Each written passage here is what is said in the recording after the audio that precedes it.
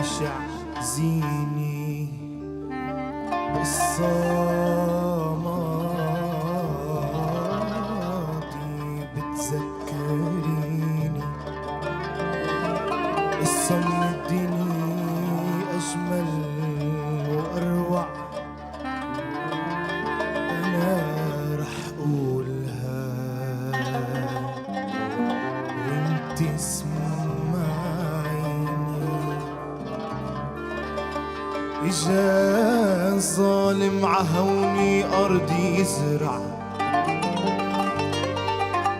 ضجيج ورعب محل السكينة، وصار من السبايا بنات يجمع ويقضي عالطهر والياسمين،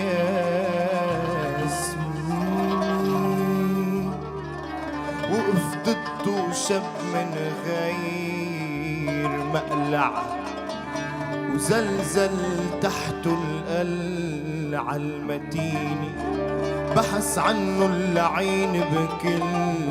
مربع، واخد امه عوض عنه رهيني، قال راسك بهالسايف بقطع، يما وين ابنك خبريني. ما قالت قتلها وضل يطمع بمقتل ابنها وهي دفيني، ليلي ابنها الغافي بيقشع بنومه صورة الأم الأمينة، تصرخ له يا ابني قوم اسرع، فرشتك خطرة وحزيني،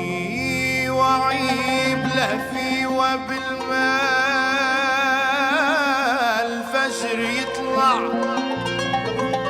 جاب من الورد والشمع زيني وصدها، وراح حد القبر يركع بخصها، وقال جيت تستقبليني يا امي، يا امي لو ملاك الرب يقنع هالسم ما بينك وبيني،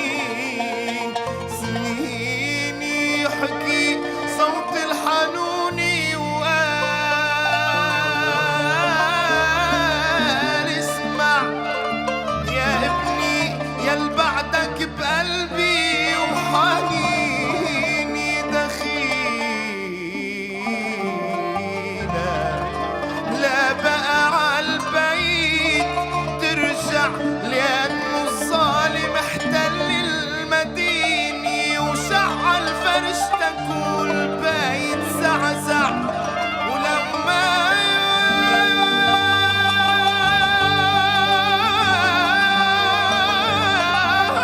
من الغفا تهزك يميني، كان جدد بقلبي جرح أوجع من الجرح، المعلم عاجبيني عرف سر الحقيقة وصار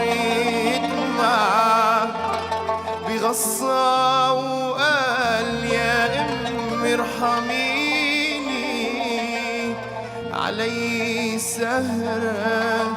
في كل موضع، كأنه ربنا خلقك ملاك